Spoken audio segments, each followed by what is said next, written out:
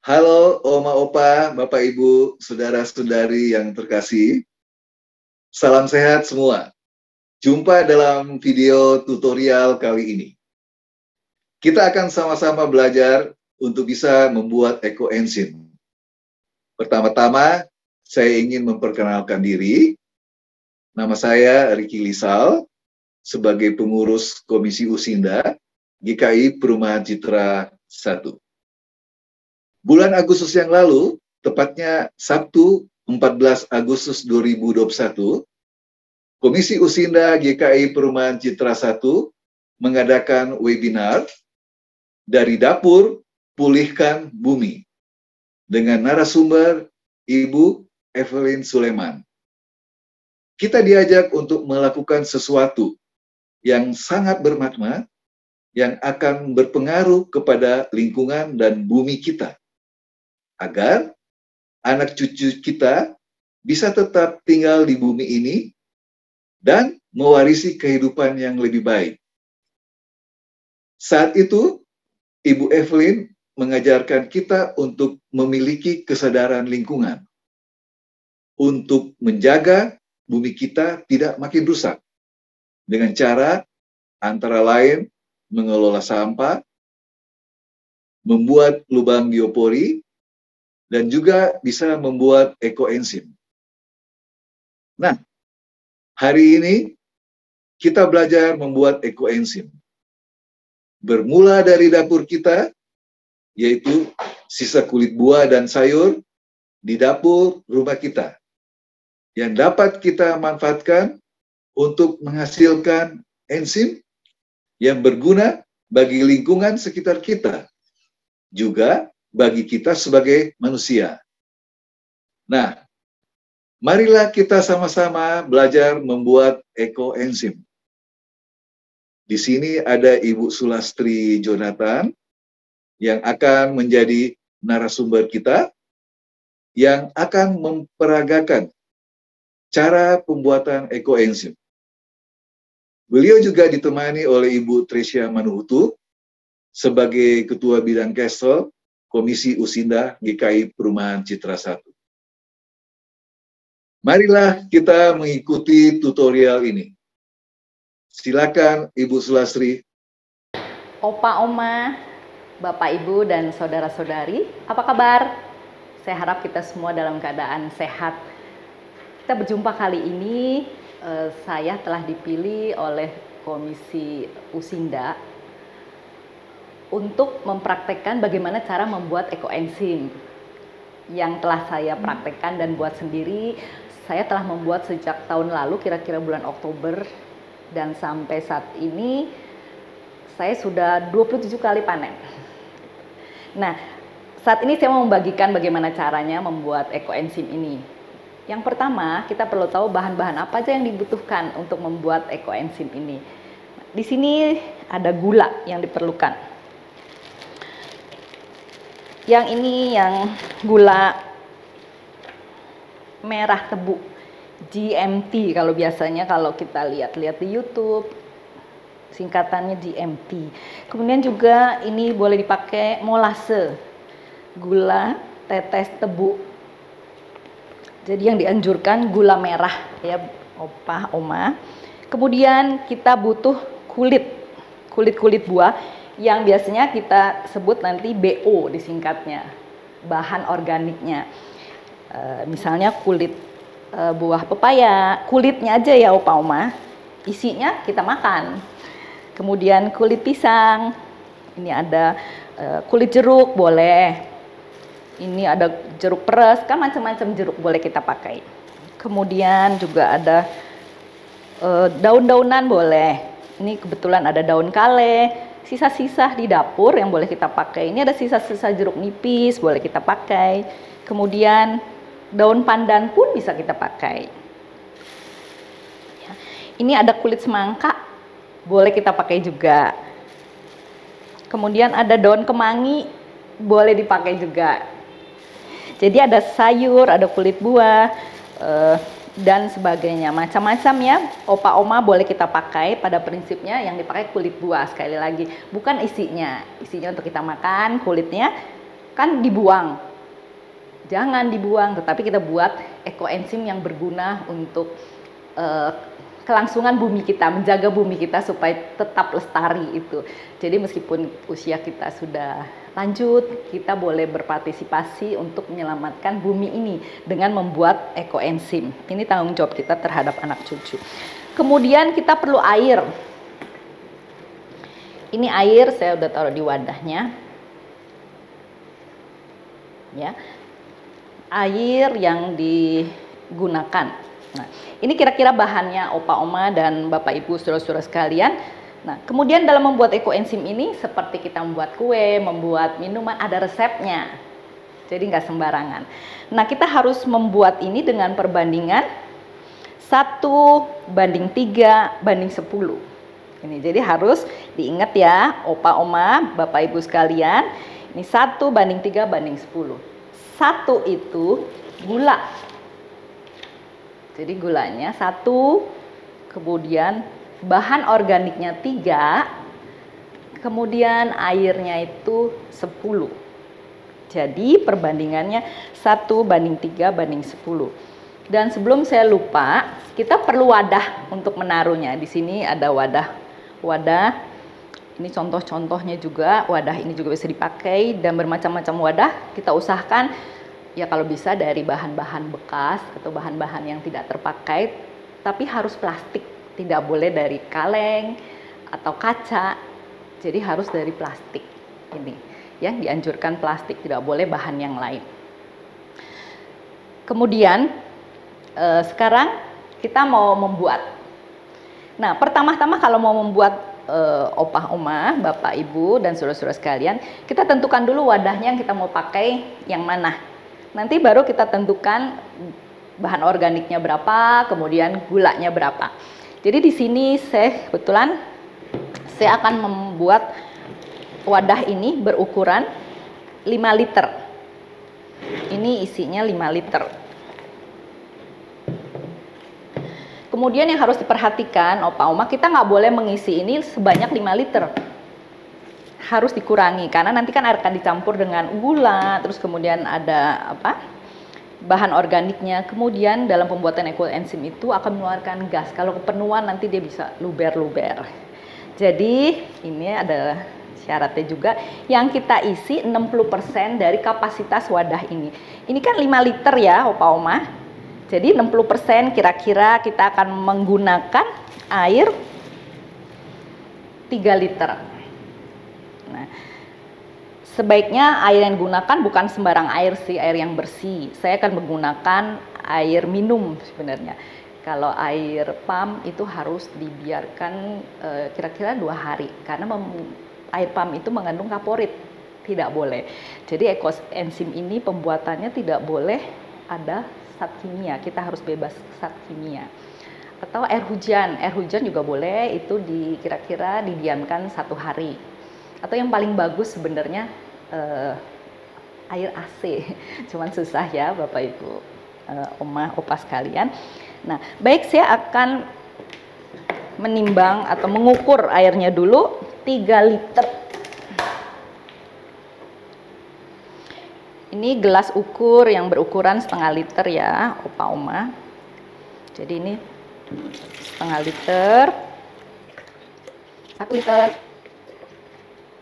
1,5, 2 liter, 2 liter setengah, 3 liter. Nah, kira-kira isinya 60% ya Opa Oma, Bapak Ibu sekalian. Air yang kita gunakan 3 liter. Nah, kemudian gula harus 1:10 dengan air. Jadi gulanya 1, airnya 10. Berarti gula yang dibutuhkan adalah 300 gram. Saya pada saat ini akan menggunakan GMT. Ini udah saya timbang ya Opa Oma, ini 300 gram. Jadi kita siapkan dulu larutannya. Kemudian kita aduk dulu ya supaya gulanya larut.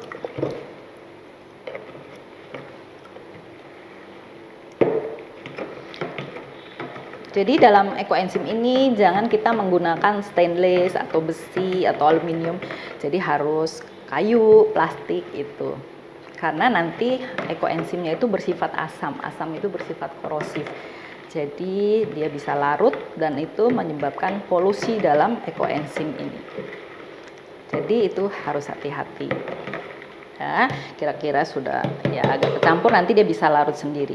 Kemudian kita siapkan bahan-bahan organik ini. Saya udah timbang ini bahan organik yang dibutuhkan yaitu 900 gram. Jadi tadi gulanya 300, bahan organiknya 900, airnya 3 liter atau 3000 cc. Jadi 1:3:10. Ya, perbandingannya harus diperhatikan. Nah ini usahakan kulit-kulit buah ini dan sayur ini sudah dicuci bersih. Karena kadang ekoenzim yang menggunakan GMT kita bisa pakai untuk terapi di badan. Jadi harus benar-benar bersih ya opa oma. Jadi lebih baik dicuci, dan ini udah saya cuci dan sudah bersih. Kemudian jangan semua ini kita masukkan opa oma, tapi kita gunting-gunting lebih baik menjadi kecil-kecil supaya nanti dia cepat bukan larut ya oma, jadi hancur gitu. Kalau enggak nanti dia nggak hancur-hancur. Ini digunting-gunting kecil-kecil. Nah ini sudah saya siapkan yang sudah digunting ya Pak Oma. Ini sudah 300, karena kalau menunggu saya gunting lama sekali. Jadi ini udah saya siapkan sama bahannya semua. Jadi ada kemangi tadi, ada daun pandan, ada jeruk manis, ada pepaya, ada kulit semangka. Ini sudah bersih semua. Kemudian kita masukkan semuanya ke dalam wadah ini. Nah, jeng jeng. Bagus ya opa oma, warnanya warna-warni. Kalau bisa paling sedikit kulit buahnya itu 3 macam. Karena makin banyak makin bagus, karena enzim dari buah-buah itu kan berlainan. Dengan makin banyaknya enzim buah-buahan itu, enzimnya makin beragam dan makin bagus. Sayur-sayurannya jangan banyak-banyak, sedikit aja. Kalau kita masak kan perlu bumbu ya, itu sebagai bumbu aja untuk di larutan ekoenzim ini. Jadi lebih banyak kulit-kulit buahnya. Kalau mau wangi, kulit jeruknya lebih banyak. Karena kalau lebih banyak sayuran, dia akan terlalu berbau asam. Ini kita masukkan.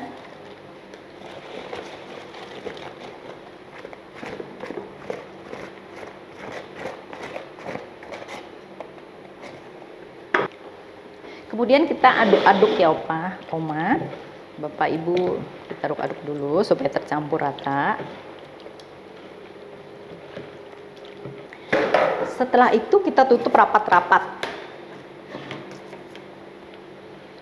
Ini harus ditutup rapat supaya dia tidak terpolusi. Karena kalau dia terpolusi dia bisa menjadi seperti bau got dan itu gagal. Jadi ini kita biarkan selama 3 bulan. Ya. Jadi bulan pertama kedua dia mengeluarkan gas, sebenarnya pada bulan ketiga baru larutan ini mengeluarkan enzim yang kita butuhkan. Nah, kita harus memberikan tanggal supaya kapan kita tahu dipanennya. Ini harus dipanen setelah 3 bulan minimum. Makin lama juga boleh sih, makin bagus katanya, tapi tidak menjamin. Kemudian kita tulis bahan-bahannya. Kalau kita membuat kue kan juga harus ditulis bahan-bahannya opa oma. Membuat ekoenzim kita tulis supaya kita tahu bahannya apa aja gitu ya. Dan ini tanggal pembuatannya tanggal 16 bulan 12 2021 dan kita akan panen pada bulan Maret tahun depan. Ini boleh kita tempel di sini seperti itu ya, seperti ini supaya nanti kita tahu. Dan setelah ini kita letakkan, sebenarnya jangan di tempat yang langsung kena matahari. Jadi harus di tempat yang baik. Jadi kata para pakar, ekoenzim ini harus kita perlakukan dengan baik. Jadi nanti ini ditempel ya Bapak Ibu. Nah, ini selesai sudah cara pembuatan ekoenzim. Wadahnya nggak usah yang 5 liter, bisa juga ini wadah yang 1,5 liter, tapi jangan diisi 1,5 liter ya Bapak Ibu, paling 1 liternya. Wadah apapun yang dipakai, jadi harap diisi dengan larutan gula dan air hanya 60%. Jangan full penuh gitu ya. Untuk supaya dia ada ruangan, ini nanti akan keluar gas Bapak Ibu, Oma sekalian, ini akan keluar gas dan dia suka mumbul gitu ya. Nggak usah dibuka-buka, nggak apa-apa. Jadi harap ditutup rapat-rapat ya. Ini ditutup rapat-rapat, tidak boleh nggak rapat, takut nanti kemasukan ulat atau binatang, atau misalnya lalu nanti dia bisa bertelur dan berulat di sini, atau semut. Ya, selesai sudah Opa Oma bagaimana membuat ekoenzim. Bu Lastri, saya udah lihat nih pembuatan ekoenzim tadi yang udah dibuat Bu Lastri. Nah, saya mau bertanya sedikit gitu loh. Boleh. Ya, wadahnya. Saya lihat kan Ibu Lastri bikin di tempat yang lebih besar tutupnya. Iya, tutupnya besar. Boleh nggak kalau kita buat di botol bekas air mineral atau botol bekas yang lain? Ini ya Bu Tris ya. Nah ya, yang botolnya kecil. Bisa nggak itu Bu? Sebenarnya pada prinsipnya tempatnya pun apapun boleh, asal dari plastik. Pada prinsipnya boleh. Cuman ada konsekuensinya Bu, karena bulan pertama, hari-hari pertama, bulan pertama, bulan kedua, larutan ekoenzim ini lebih banyak mengeluarkan gas. Nah kalau ini, itu dia biasanya rapat sekali. Dan gas itu bisa kuat, nanti dia bisa mendorong tutup ini, sehingga nanti bisa muncrat istilahnya, meledak kemana-mana gitu ya. Nah ini untuk pemula, karena kita harus punya trik-trik khusus kalau tutupnya tutup kecil ini. Jadi ada cara-caranya sih supaya kita enggak meledak, karena nanti kalau meledak ya kemana-mana itu bersihnya susah sekali. Karena bisa sampai ada yang ke langit-langit itu, saking kuat sekali itu, karena tergantung dari BO-nya juga kan, itu gasnya banyak sekali. Nah jadi saya sarankan tutup ini plastik-plastik bekas kan banyak ya, bisa juga ini, bisa juga itu loh plastik yang buat kerupuk. Jadi lebih baik sih kita gunakan barang-barang bekas, nggak usah beli-beli lah. Yang ada di rumah itu kita gunakan lebih baik, karena kita memang prinsipnya adalah go green. Menggunakan apa yang ada sehingga tidak menjadi sampah-sampah yang mengakibatkan kan jadi bumi kita jadi rusak gitu ya. Itu sih Bu Tris gitu. Jadi juga tadi ada saya pakai galon ya, karena itu udah beberapa kali saya buat, jadi saya juga ada trik-triknya. Mungkin nanti untuk selanjutnya kita bisa pelajari gimana triknya. Tapi untuk pemula sih saya sarankan untuk seperti ini. Ini bagus sekali karena ada dratnya. Kalau ada dratnya itu bagus. Kuat ya tutupnya ya. Kalau ini biasanya nih bisa bocor tipis sih. Ini kan di pinggir-pinggirnya gitu bocor. Ya, kalau nggak mau bocor tipis itu kita pakai plastik. Dan jangan dibuka-buka ya. Kalau itu nggak usah dibuka-buka, karena dibuka-buka resiko. Sampai 3 bulan kita nggak usah buka-buka ya? Karena ini makanya kita kenapa isinya ada space cuma 60%. Oh, jadi tempat gitu ya, untuk udara gitu. Dan dia ada bocor dikit jadi bisa keluar masuk nih. Kalau ini enggak, ini rapat sekali. Rapat banget ya. Botol-botol ini memang kan sealnya rapat sekali, diciptakan, dibuat untuk supaya tidak kedap udara, supaya tidak terpolusi gitu. Iya.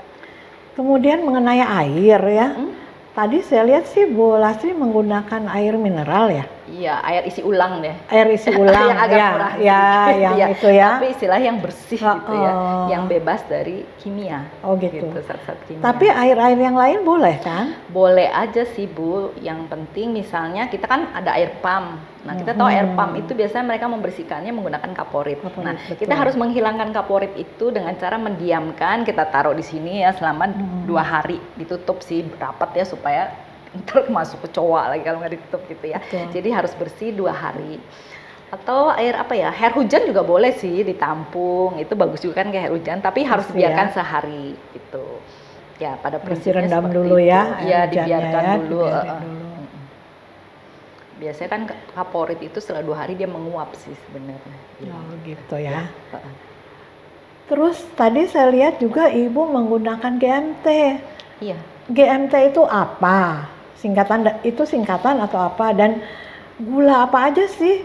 Apa gula putih boleh juga digunakan? Jadi pada prinsipnya gula merah boleh sih Bu. Kalau kita nggak ada Oke. GMT ini gula merah tebu.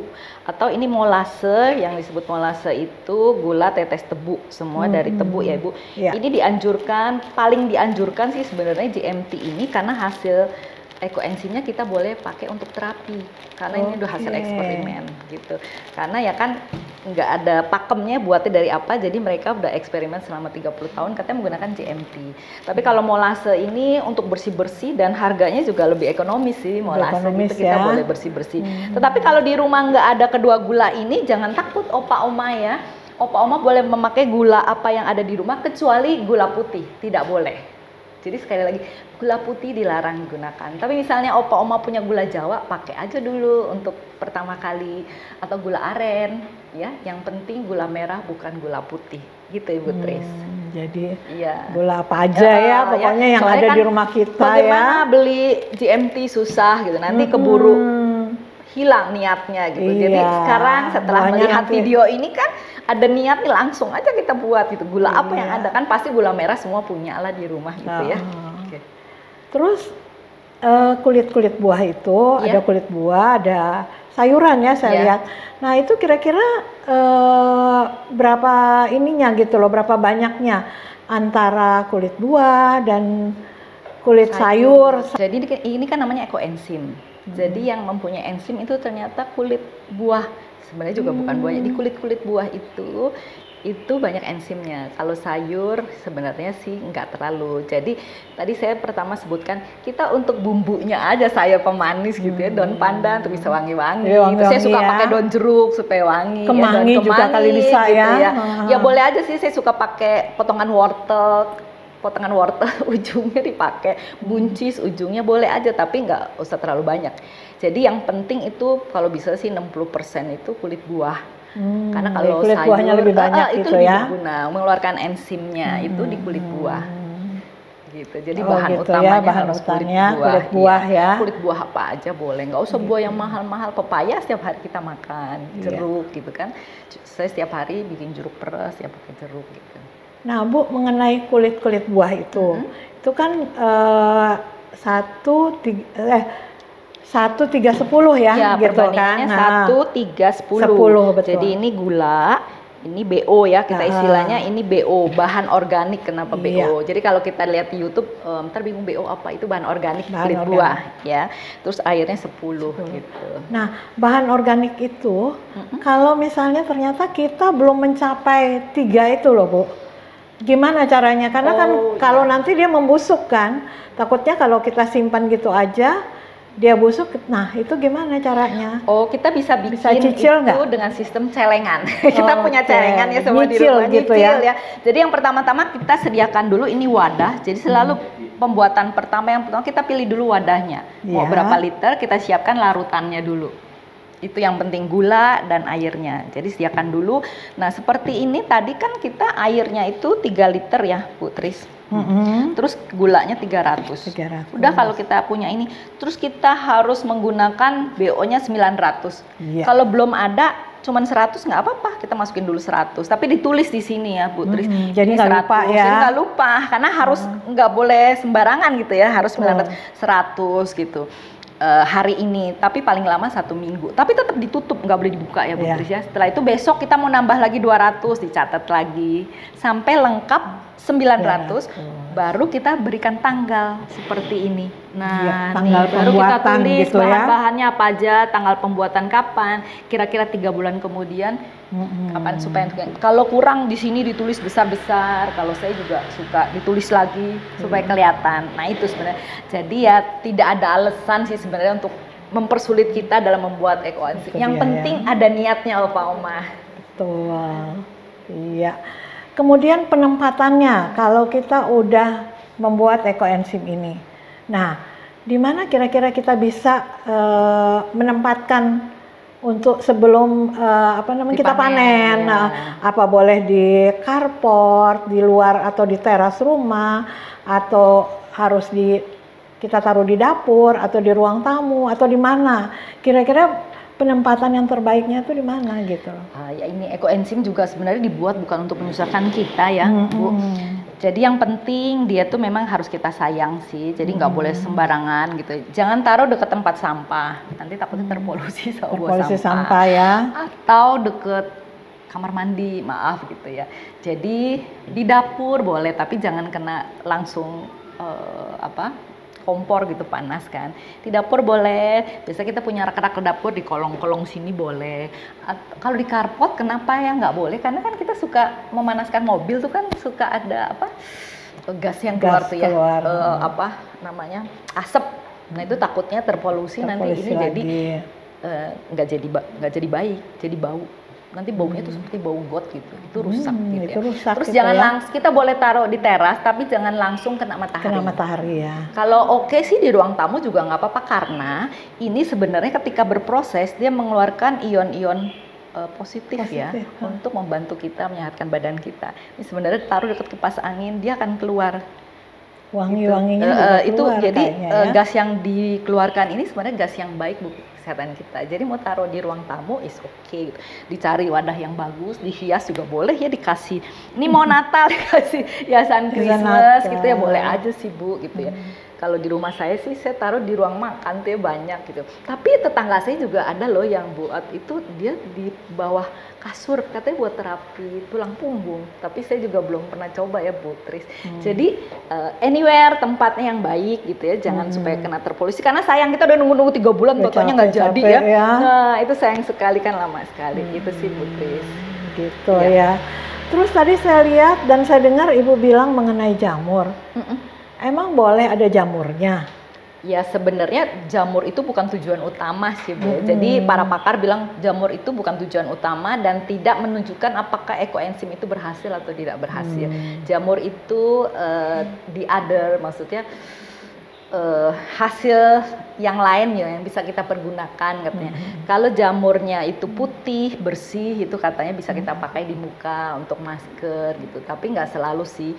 Kalau wadah-wadah yang tutup besar ini mungkinan ada jamur, tetapi hati-hati, jamur itu bisa berubah menjadi jamur yang tidak baik. Jamur yang baik itu sebenarnya hancur kayak bedak gitu ya.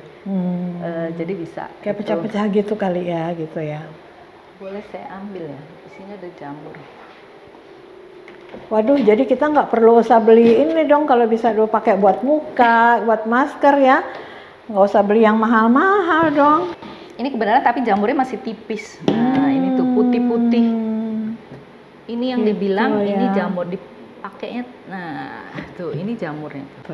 Ya, sebenarnya ada yang tebal gitu ya, banyak. Tapi ya tergantung sih ya. Kita sebenarnya tidak mencari jamur ya gitu. Jadi kalau para pakar bilang ya itu juga kan rezekinya lah ya. Gitu ya, kalau dapat itu ya. Iya, tetapi tujuannya nggak ke sana sih. Ya itu Bu Tris, jadi ya jamur itu boleh lah kalau kita dapat ya. Kalau mau dibiarkan lebih lama biasanya dia lebih tebal lagi sih. Oh gitu. Tapi harus hati-hati, jangan sampai berubah kan suka jadi hitam ya, itu bisa bau dan itu jamur yang jahat. Nggak baik ya. Jadi boleh aja. Jadi kalau mau dibuka dipakai dulu, ditutup lagi tapi yang kenceng. Itu boleh jamurnya diambil. Kita ambil dulu ya, boleh ya. Boleh. Gitu. Itu sesudah panen atau sebelum panen juga bisa? Sebelum apa kita ambil pakai tangan gini. Atau disendok pakai sendok plastik. Jadi nggak boleh pakai sendok makan yang stainless ya Bu. Jadi semua harus plastik. Karena ini bersifat asam dan korosif. Setelah panen pun kita harus biasanya kita titer ya. pH-nya harus di bawah 4. Kalau di atas 4 itu tidak berhasil. Berarti nggak berhasil ya enzimnya ya. Waduh, bagus sekali ya. Saya senang banget bisa belajar ini dan saya percaya juga Oma Opa, Bapak Ibu mendapat berkat lewat tutorial hari ini. Jadi terima kasih banyak untuk Bu Lastri. Ya, sama-sama Bu Tri. Semoga ini jadi berkat buat kita. Kita juga boleh memperbaiki bumi. Ya, bertanggung jawab ya Bu Tris, kita bertanggung jawab terhadap anak cucu kita ya. Untuk menyelamatkan bumi ini. Opa Oma, mari kita sama-sama untuk mempraktekkan ekoenzim ini segera, jangan ditunda. Bagaimana Oma, Opa, Bapak, Ibu dan saudara-saudara sekalian, sudah cukup jelas ya saya kira kita mendengarkan bagaimana cara membuat ekoenzim. Saya Dewi Rikawati ingin berbagi cerita tentang siapa penggagas dari ekoenzim ini yang biasa kita sebut EE. EE diperkenalkan oleh Dr. Rosukon Pom Van Pom. Beliau adalah pendiri Asosiasi Pertanian Organik di Thailand. Gagasan ini lahir dari kepeduliannya akan pentingnya menjaga lingkungan alam kita secara alami. Hal ini diwujudkan dengan mengolah enzim dari sampah organik yang kita buang di tong sampah, menjadi pembersih organik yang ramah lingkungan.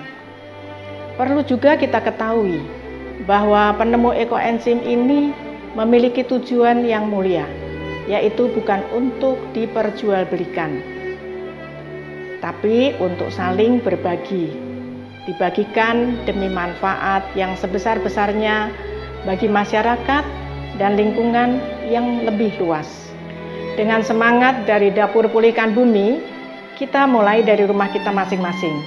Komisi Usinda menggagas untuk memfasilitasi komunikasi sahabat EE dengan grup EE GKI Perumahan Citra 1. Mari kita laksanakan apa yang sudah kita saksikan bersama. Dan jangan lupa subscribe, like, dan bagikan kepada yang lain. Ceritakan pengalaman kita semuanya ketika kita sudah berhasil untuk kita membuat EE. Dan jangan lupa bagikan dan boleh ajarkan kepada keluarga, anak, dan cucu kita semua. Kita akan melihat video selanjutnya. Kita tunggu bersama-sama. Salam EE. Opa Oma, saya mau memperlihatkan kalau ekoenzim sudah jadi, telah disaring, ini seperti ini ekoenzimnya. Ya, bisa berwarna-warni sih. Dan ini ada hasil display saya yang saya kumpulkan selama berbulan-bulan, sudah 27 kali saya panen. Jadi kalau masih muda saya koleksi botol-botol parfum, sekarang sudah mulai lansia saya koleksi botol-botol ekoenzim hasil panen saya dari yang pertama sampai yang nomor 27 ini. Dan ini sebenarnya warnanya macam-macam, ini ada yang warna merah sekali gitu ya, dan sebagainya. Jadi nggak selalu warnanya harus seperti ini ya oma-oma, ya bisa juga lebih gelap gitu ya. Bisa juga kalau kita pakai bit itu agak lebih warna merah ya. Kemudian ini juga ada yang tadi kita gunakan, itu yang wadah berisi 5 liter, kemudian kita isi 3 liter ya. Ini saya buat dari bulan Agustus nih, sebenarnya sudah boleh panen. Nah ini tuh hasilnya seperti ini. Kalau dicium wangi jeruk opa oma. Nah pada pembuatannya kadang-kadang dia juga, ini juga saya buat dari bulan September sudah boleh panen bulan 7. Ini keluar jamur sedikit untuk wadah-wadah yang besar, ada jamurnya, tapi tidak selalu. Kalau kita tutup agak rapat kadang-kadang juga ada jamur, tetapi tidak boleh jamur yang berwarna hitam ya oma-oma, itu nanti akan bau. Kalau wanginya wangi jeruk itu berarti ekoenzim kita ini baik dan kita berhasil. Ada juga yang saya buat wadah dari galon. Ini cuman saya menganjurkan untuk pertama kali jangan opa oma buat dari ini, karena ini agak ribet, karena dia bisa meledak, karena ini harus gasnya itu harus dibuka. Nah bunyi ya opa oma itu udah ces gitu. Kalau ini kita biarkan aja, ini harus sering-sering dibuka. Dan ini wadah yang lebih besar juga boleh kalau memang. Nah ini juga ada jamurnya sedikit. Itu juga saya pakai ada serai tuh. Opa oma boleh serai juga dikasih di sini untuk jadi bumbu. Nah ini kira-kira seperti ini ya opa oma. Dan ini tanggal-tanggalnya jangan lupa ditulis supaya kita tahu kapan kita akan panen. Jangan kurang dari 3 bulan. Dianjurkan lebih dari 3 bulan itu boleh. Tetapi kalau tutup lebar ini jangan terlalu lama, takutnya nanti dia terpolusi dan akan menjadi bau seperti air got, itu kita gagal. Tetapi itu nanti bisa diperbaiki sebenarnya, nanti mungkin di next video kita akan belajar bagaimana kalau misalnya kita gagal dan itu harus diperbaiki. Nah, ini kira-kira opa oma semua yang sudah saya lakukan, kiranya juga opa oma mau mulai melakukan di rumah masing-masing.